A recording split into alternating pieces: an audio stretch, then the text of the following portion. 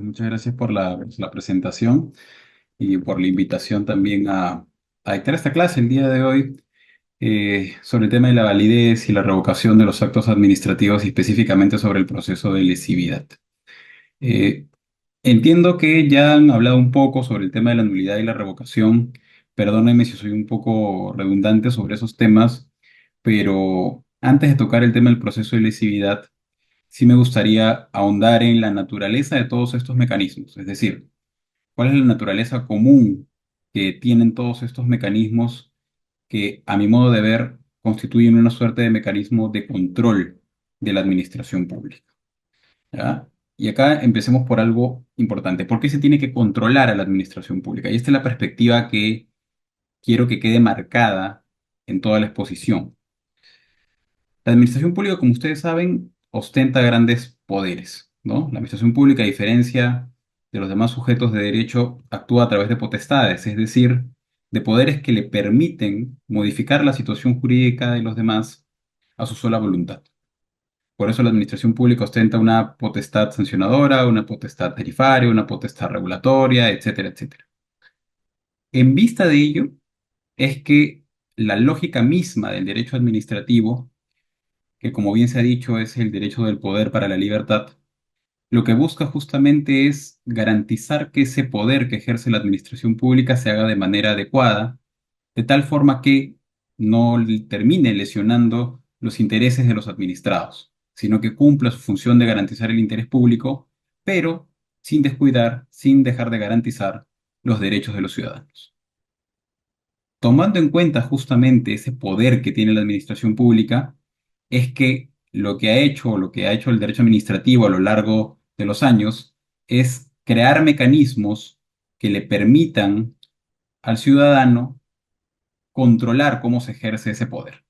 Ese es el objetivo al final del día del derecho administrativo, ¿no? Por un lado, es ver la mejor forma en la que se puede eh, dirigir la actividad de la administración pública para que ésta sea eficiente, para que ésta sea correcta, pero también controlar aquellos excesos en los que puede incurrir.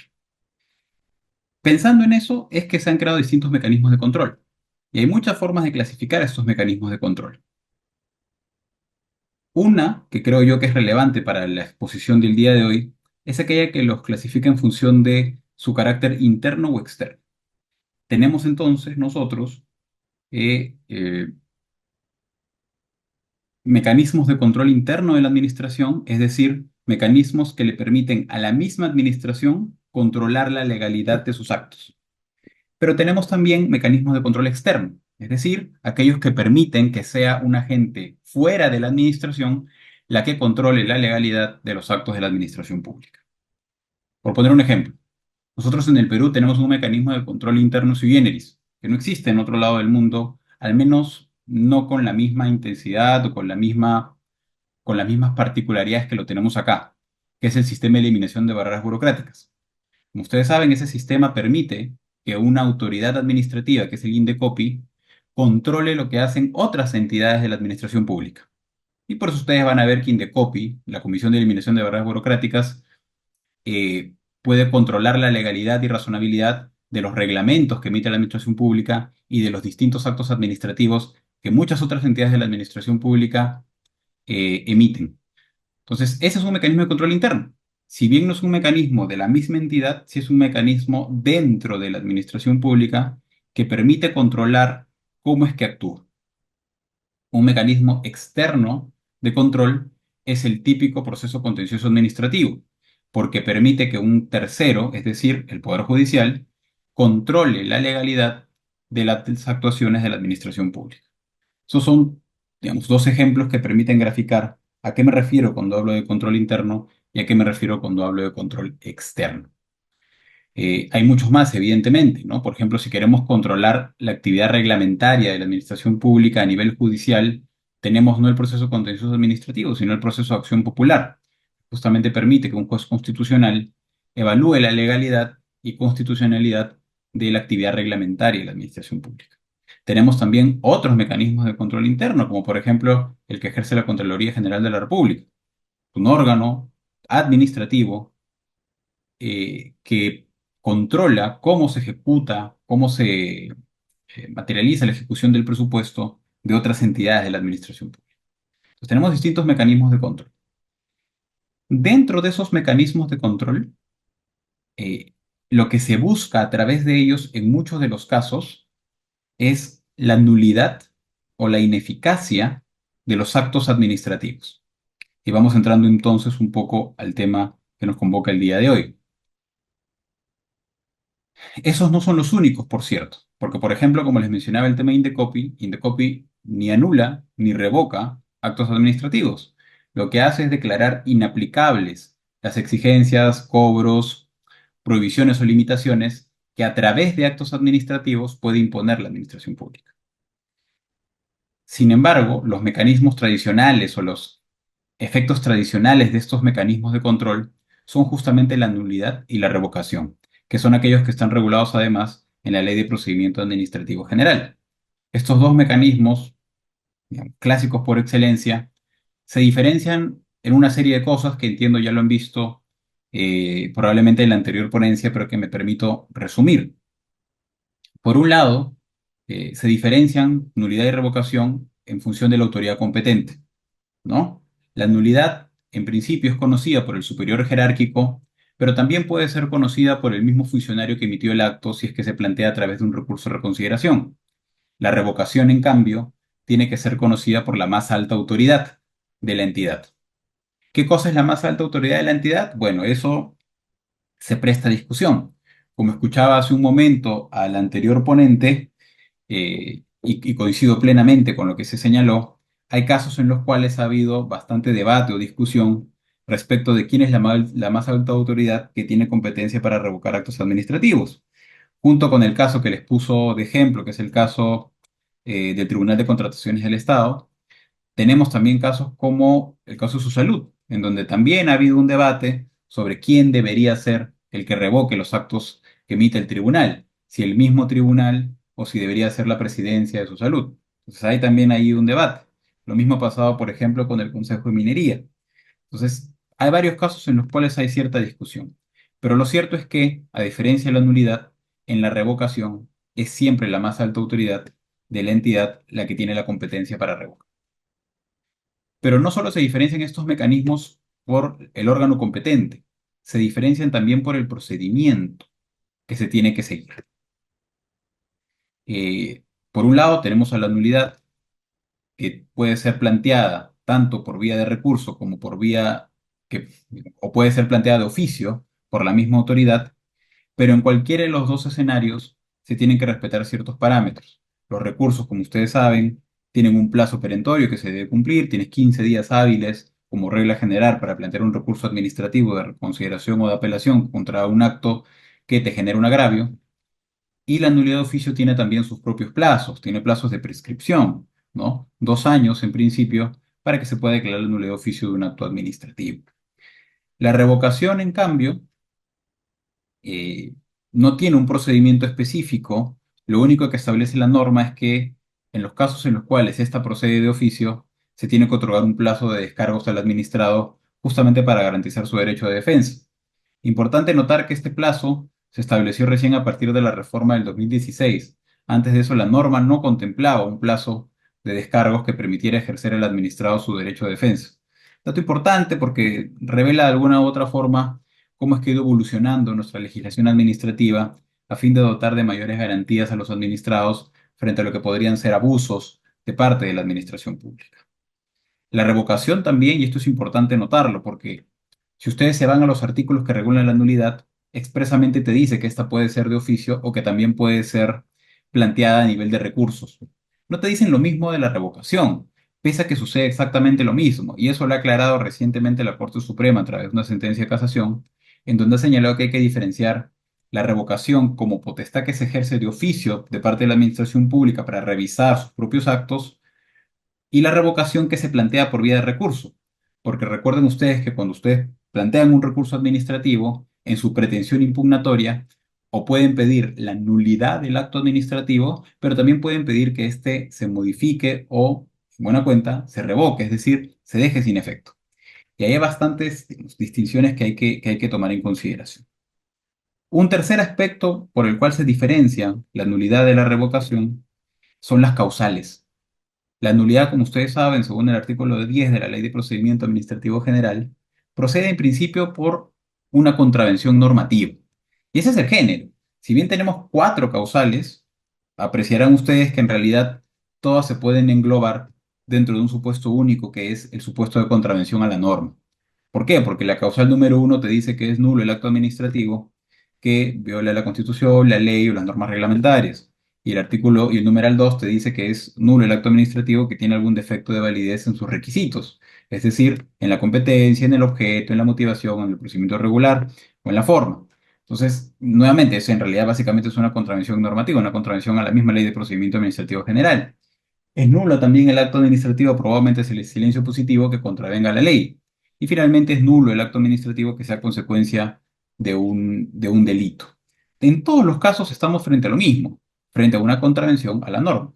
Y eso parte de una premisa muy simple. Cualquier acto administrativo, es decir, cuando la administración actúa mediante acto, no puede desconocer el ordenamiento jurídico vigente, porque recuerden ustedes que la administración en buena cuenta es ejecutora, no es legisladora. Si bien tiene potestad normativa a través de los reglamentos, su principal función es ejecutar a través de actos administrativos.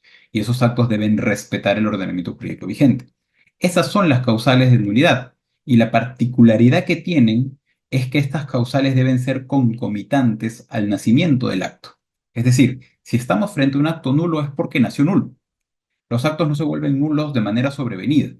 Los actos son nulos porque tienen un defecto estructural, es decir, nacieron con este vicio. Si yo tengo una resolución de sanción que ha sido emitida no por el órgano resolutivo, sino por el órgano instructor, estaré frente a un acto nulo porque tiene un vicio desde su nacimiento. Un vicio porque el órgano no era el competente. Si yo tengo una resolución de sanción que se emitió de plano, sin seguir el procedimiento administrativo previo, estaré nuevamente ante un acto nulo porque no se siguió el procedimiento regular. Pero es nulo desde su nacimiento, nació con ese vicio. Lo mismo va a suceder si es que me otorgan o me deniegan una licencia de funcionamiento y no me motivan adecuadamente por qué es que me la han denegado. Esa ausencia de motivación constituye justamente un vicio de nulidad. Y es un vicio que, como digo, nace con el acto. No pasa lo mismo con la revocación. La revocación, en principio, está pensada para privar de eficacia a los actos administrativos. Es decir, se parte de la premisa que estos actos son válidos, nacieron bien, pero luego en el camino algo sucedió, una circunstancia sobreviniente que determina que el acto deba ser revocado. Por eso la ley establece expresamente que está prohibido la revocación de aquellos actos administrativos por razones de mera conveniencia. La lógica detrás de la revocación es que el interés público exige que al día de hoy se prive de efectos a un acto administrativo que, si bien nació válido, hoy no debe seguir surtiendo efectos. El típico caso que les ponían de ejemplo hace un momento y me permito robar es el caso de aquellas licencias que se otorgan bajo una zonificación determinada y luego, frente al cambio de zonificación, es necesario revocar esos actos administrativos. ¿Y eso por qué? Porque el interés público, materializado en la nueva zonificación, exige que esos actos ya no sigan surtiendo efectos. Ahora, es cierto también, y asumo que se los habrán comentado en la ponencia anterior, que la revocación se ha desnaturalizado. O sea, con la modificación que se hizo en el año 2016 a través del decreto legislativo 1272, se incorporó una causal de ilegalidad. Es decir, se permite ahora que se revoquen actos administrativos si es que tienen un vicio de ilegalidad.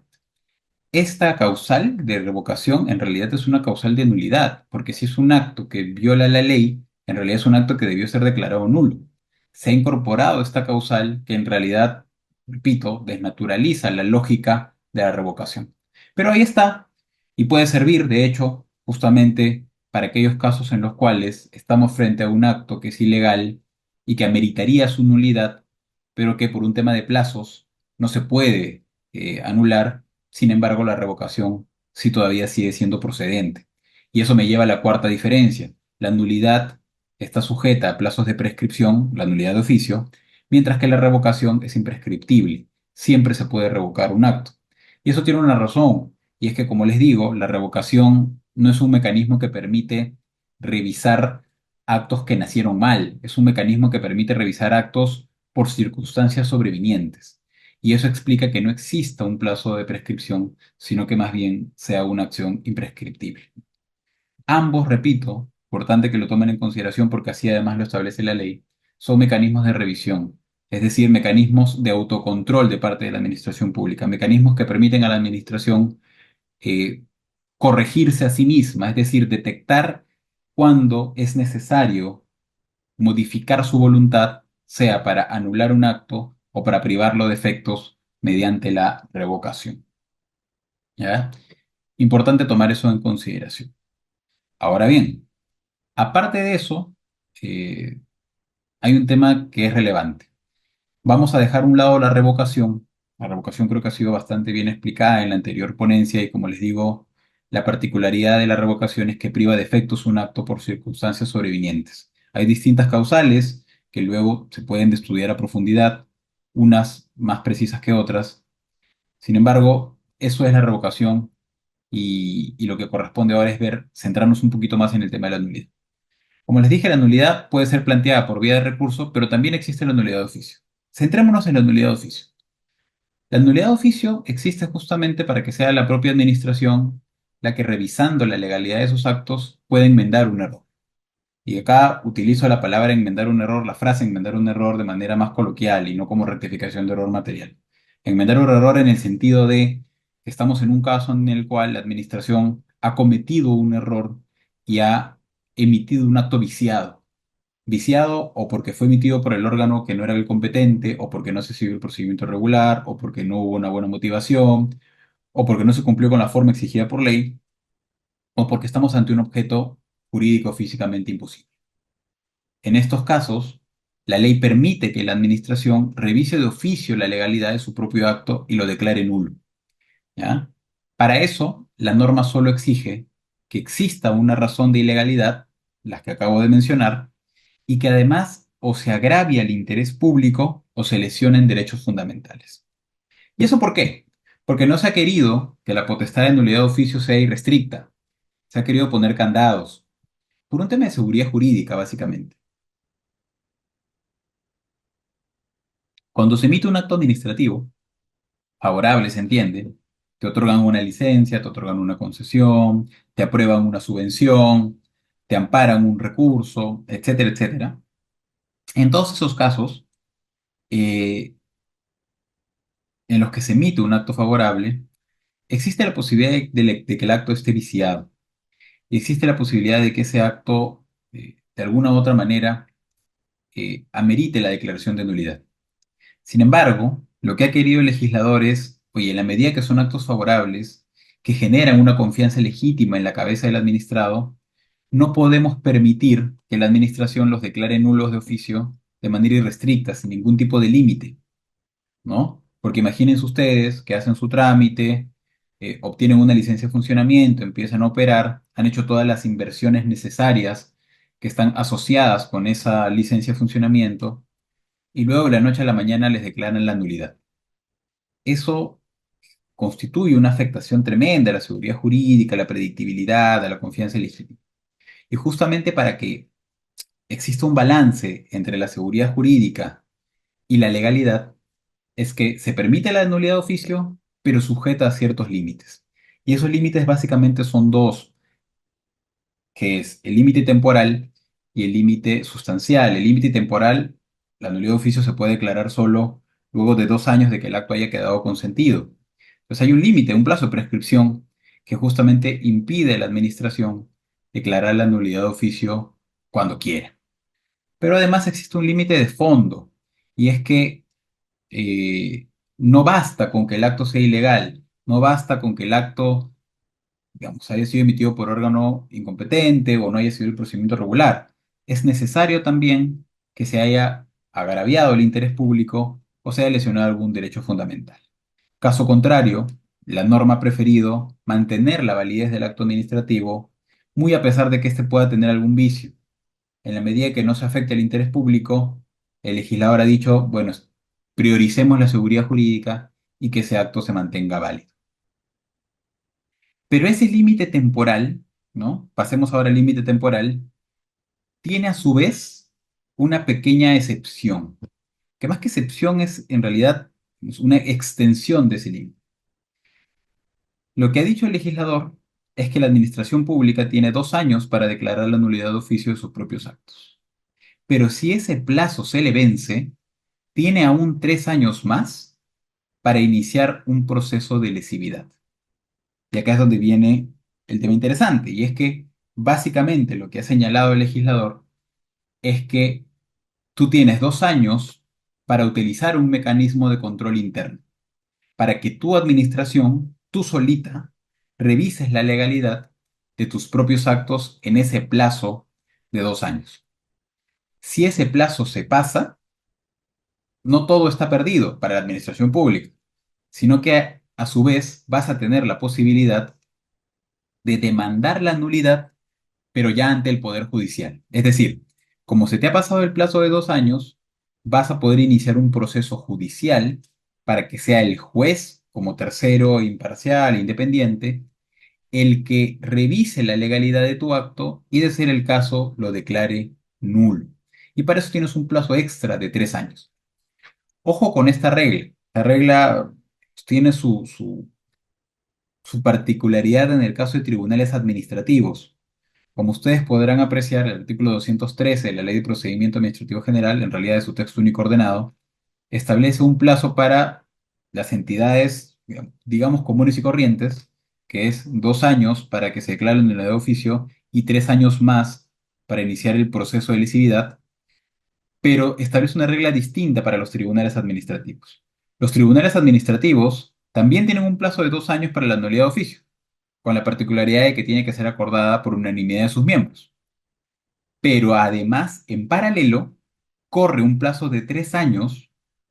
Ojo, acá no son 2 más 3, sino son 3 años que corren en paralelo esos dos, para que el titular de la entidad, ya no el tribunal con el acuerdo unánime, sino el titular de la entidad, demande la nulidad del acto en un proceso de lesividad.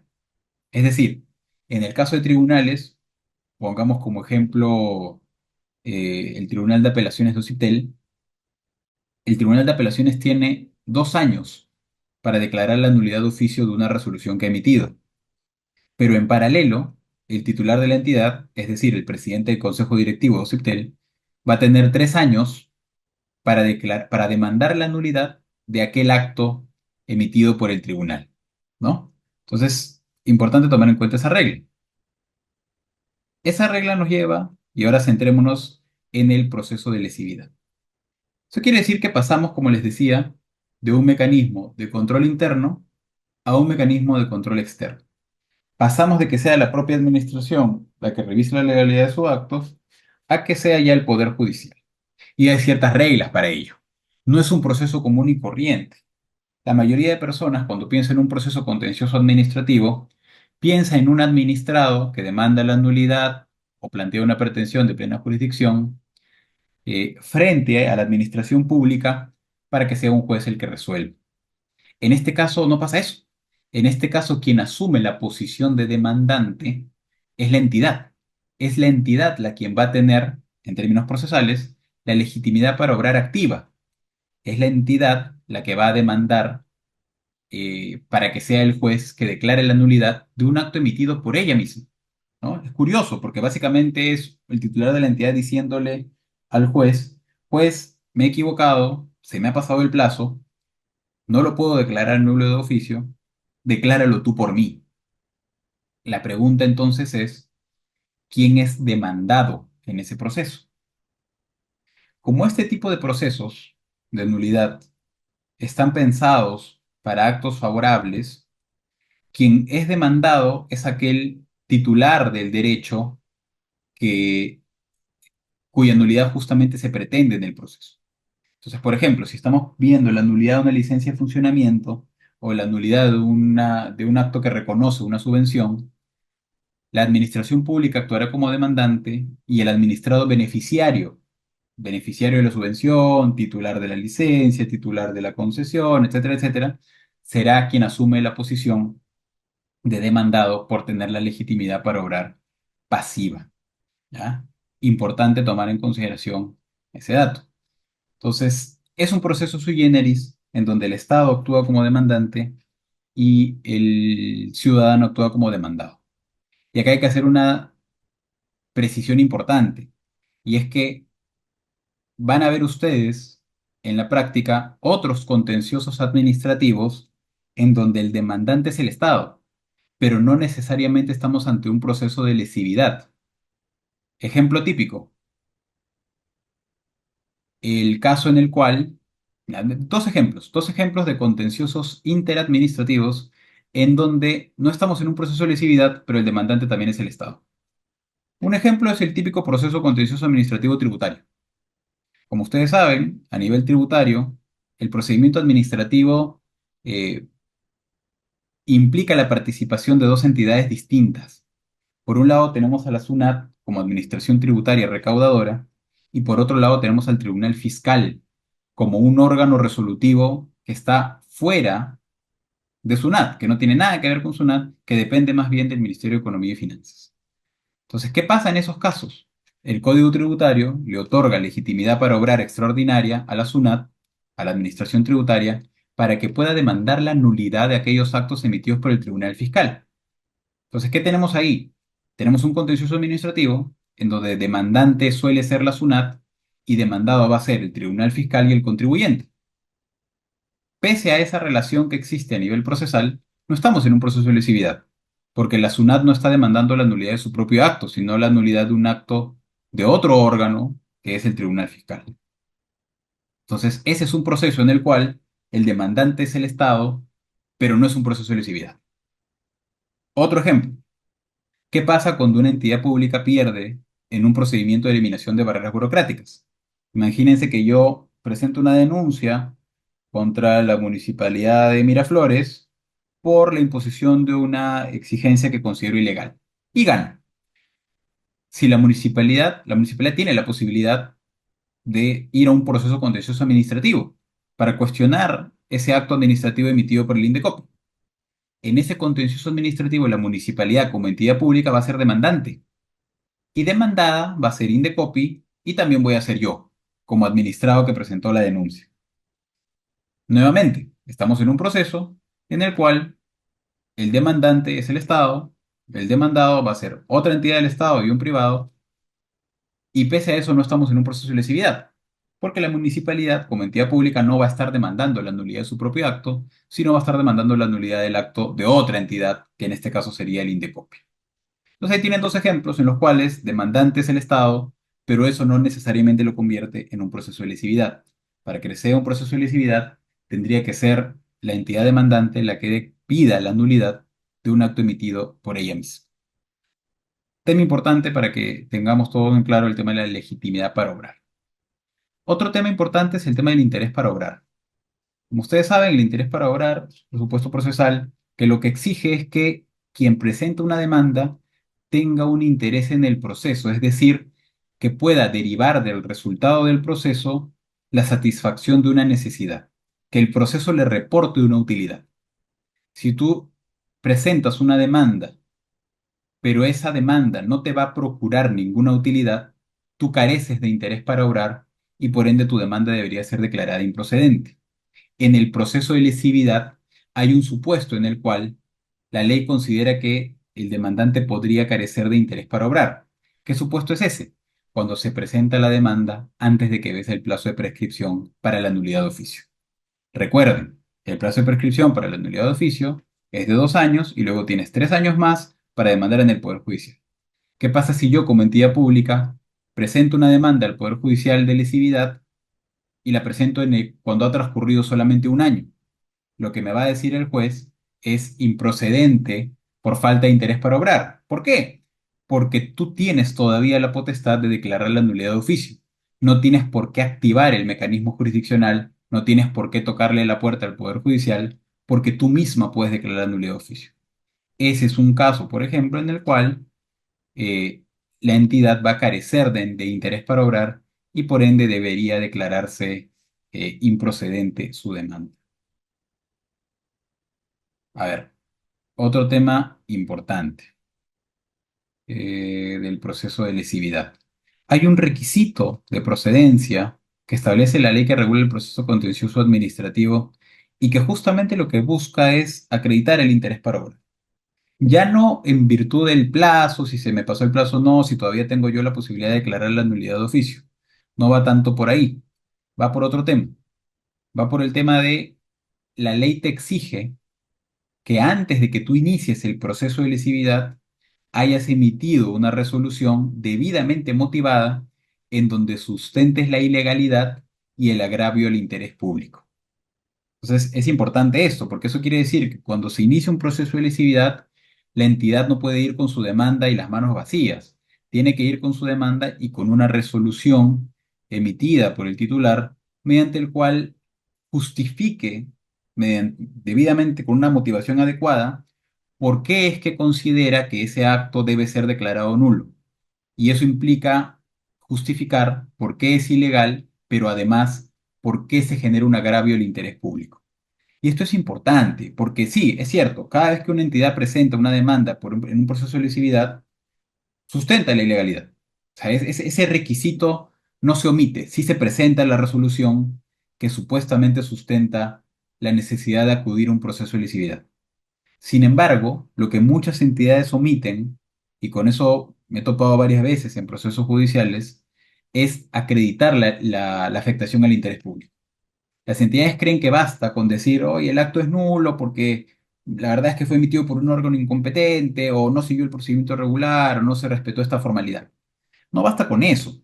Para ir a tocarle la puerta al juez en un proceso de lesividad, necesariamente tienes que demostrar no solo la ilegalidad, sino también esa afectación o ese agravio al interés público.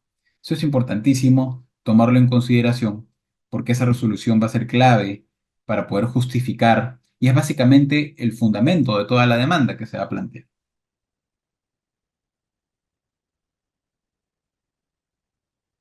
Vayamos ahora a temas que no están necesariamente regulados, temas procedimentales que no están regulados sobre el proceso de lesividad. Porque, ¿qué es lo que te dice la ley del proceso contencioso? La ley del proceso contencioso es bastante escueta cuando regula el proceso de lesividad. Básicamente lo que te dice es, quien tiene legitimidad para obrar activa es la entidad. En estos casos tienes que presentar una resolución que justifique la ilegalidad y el agravio del interés público. No te dice nada más. Y hay un montón de cosas importantes. Por ejemplo, como ustedes saben, en el contencioso administrativo se pueden plantear distintos tipos de pretensiones. Junto con la de nulidad, la más importante es la pretensión de plena jurisdicción. Entonces surge la pregunta, en un proceso de lesividad que está pensado justamente como un sustituto de la nulidad de oficio, ¿la administración podría plantear una pretensión distinta a la nulidad? ¿Podría, por ejemplo, plantear una pretensión de plena jurisdicción? Mi posición es que no, porque el proceso de lesividad, como dije, es justamente una extensión de la nulidad de oficio. Entonces, su lógica está pensada para atacar aquellos actos que sean ilegales y que agraven el interés público. No para plantear pretensiones de plena jurisdicción en donde lo que se busca es un restablecimiento, un reconocimiento de un derecho, situación que no sería acorde con un proceso típico de nulidad. Por eso es que, si bien eso no está digamos, expresamente regulado, mi posición es que no debería permitirse el planteamiento de esa pretensión. Otra pregunta que no tiene respuesta en la legislación es si cabe la presentación de pruebas nuevas. ¿Se puede plantear una prueba nueva en un proceso de lesividad? La norma no dice nada al respecto. Acá correspondería aplicar la misma lógica eh, de cualquier otro tipo de proceso, es decir, en todos los procesos contenciosos administrativos hay una restricción probatoria.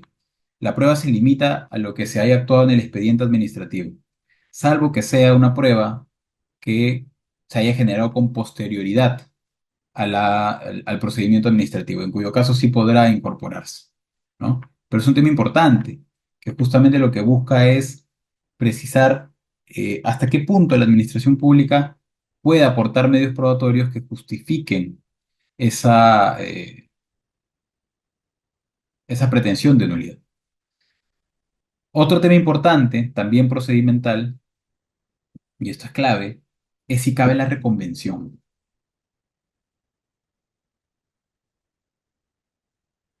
La norma no lo establece, no regula la reconvención. De hecho, es un gran vacío de la ley que regula el proceso contencioso administrativo. Pero en este caso hay una particularidad, y es que el demandado es el administrado. O sea, es el administrado beneficiario del acto, el administrado al que le quieren privar de ese acto administrativo que le otorgó un derecho, que le otorgó una licencia, que le otorgó un permiso, que le otorgó una autorización, eh, ¿podría reconvenir? Por ejemplo, ¿podría reconvenir una indemnización de daños y perjuicios por aquellos daños que se puedan haber ocasionado a raíz de esta pretensión de nulidad? La verdad es que, a mi modo de ver, no hay una restricción para ello, no hay una prohibición, y si queremos aplicar supletoriamente el Código Procesal Civil, debería ser perfectamente posible que el administrado en aquellos casos plantee una reconvención. Depende también si tiene interés, si es que es algo que eh, le permite satisfacer o obtener tutela jurisdiccional efectiva en el caso concreto, ¿no? Pero es importante eso también.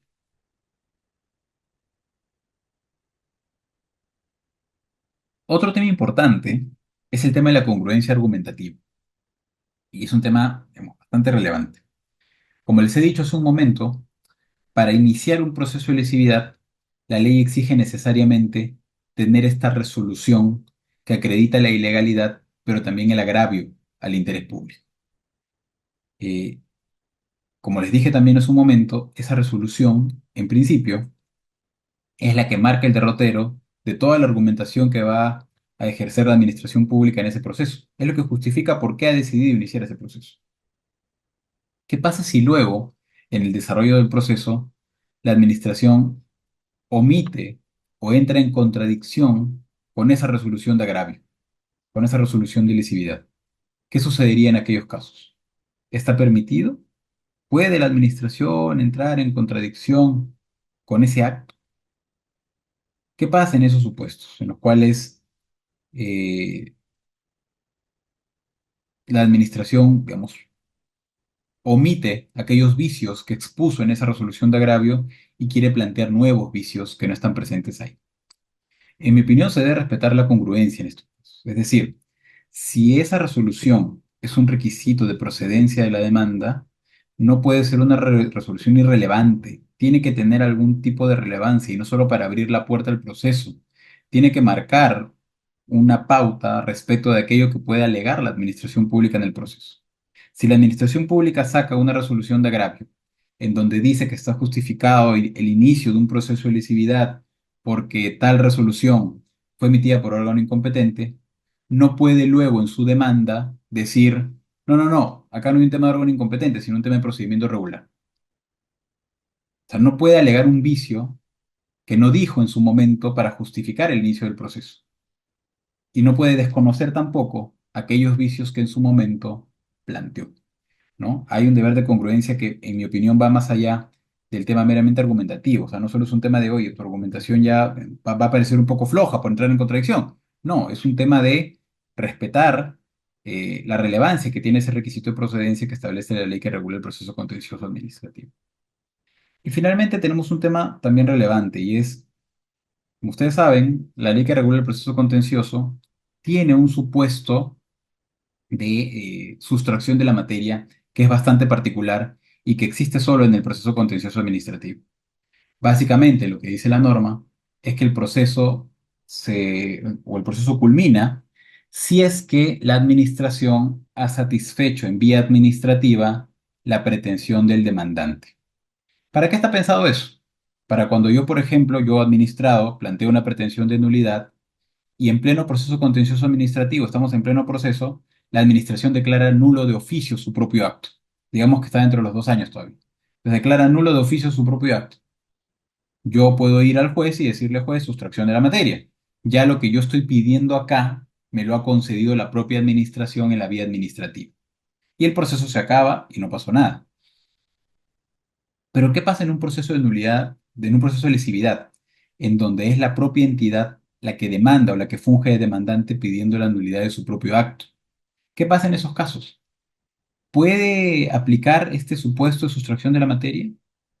Recuerden ustedes de la ponencia anterior y también de lo que yo les mencioné al inicio, que nosotros tenemos un supuesto de revocación interesante. que es el de revocación por ilegalidad, y que, como toda revocación, no está sujeta a plazos. ¿Qué pasa si la administración se da cuenta que puede utilizar ese mecanismo y revoca su propio acto? ¿Qué pasa en esos casos? ¿Podría la administración misma ir al juez y decirle sustracción de la materia porque la nulidad del acto que te estoy pidiendo ya lo acabo de revocar? ¿Es posible eso? ¿Podríamos estar en un supuesto de sustracción de la materia? Y en el Perú se presenta un supuesto aún más sui generis, que es el vinculado a la eliminación de barreras burocráticas. Como saben ustedes, y yo se los he dicho, los pronunciamientos de Indecopi en barreras burocráticas no terminan con la nulidad del acto, terminan con la orden de inaplicación. Y dependiendo del caso, esa orden de inaplicación eh, puede tener efectos generales. Entonces, ¿qué pasa en aquellos casos en los cuales hay una orden de inaplicación de ese acto?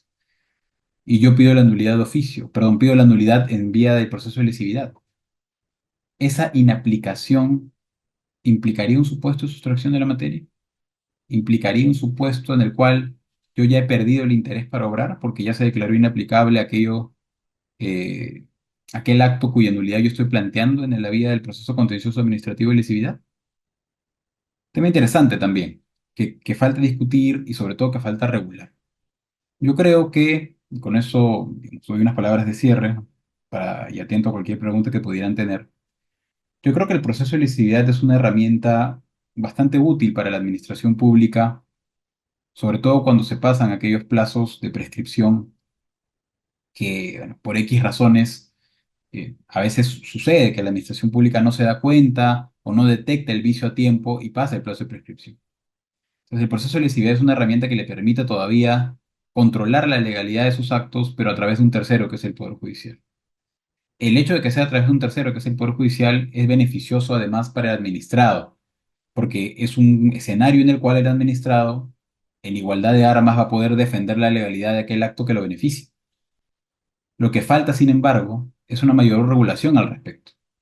Se ha contemplado en el 213 de la Ley de Procedimiento Administrativo General, se ha contemplado en el 13 de la ley que regula el proceso contencioso administrativo, pero sigue siendo una regulación muy escueta que no profundiza en otros aspectos, sobre todo procedimentales, que en mi opinión son claves para regular adecuadamente este tipo de procesos.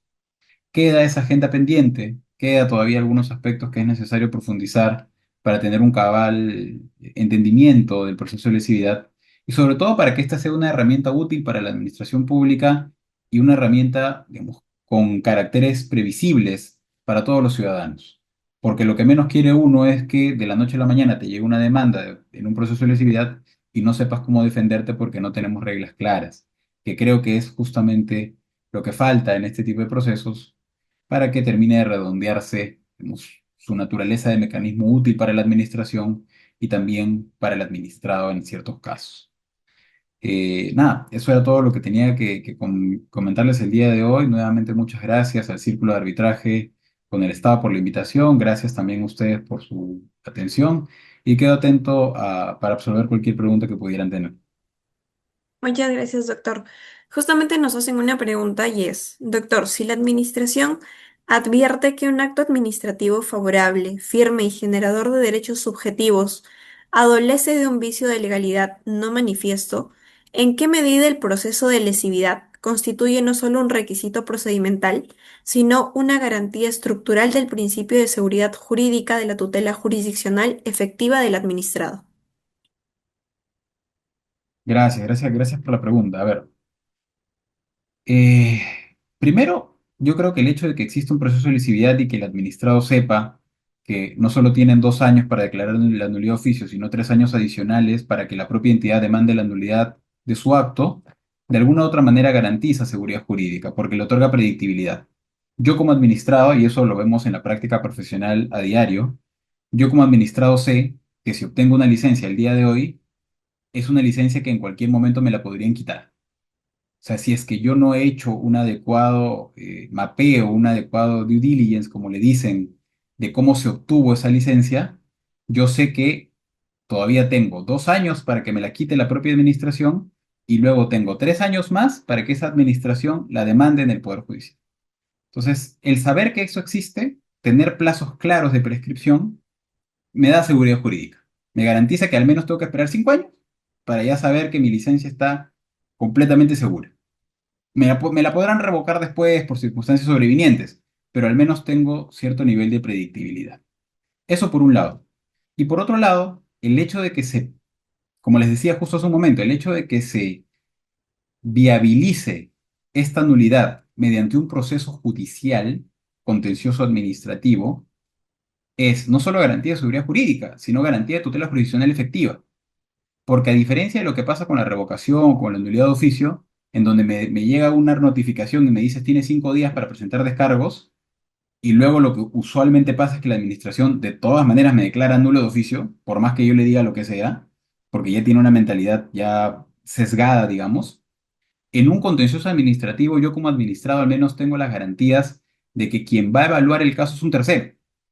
Es un juez que en principio ni le debe nada a la administración ni me debe nada a mí.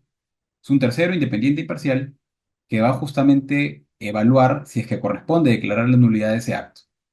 Y la administración y yo como administrado estaremos en igualdad de armas para plantear los argumentos de defensa, para participar en las audiencias correspondientes, interponer los recursos judiciales pertinentes a fin de que se tome una decisión. Entonces, sí, creo yo que tal cual como está diseñado el proceso de lesividad, es una garantía de seguridad jurídica, es una garantía del principio de legalidad y es también una garantía de la tutela jurisdiccional efectiva.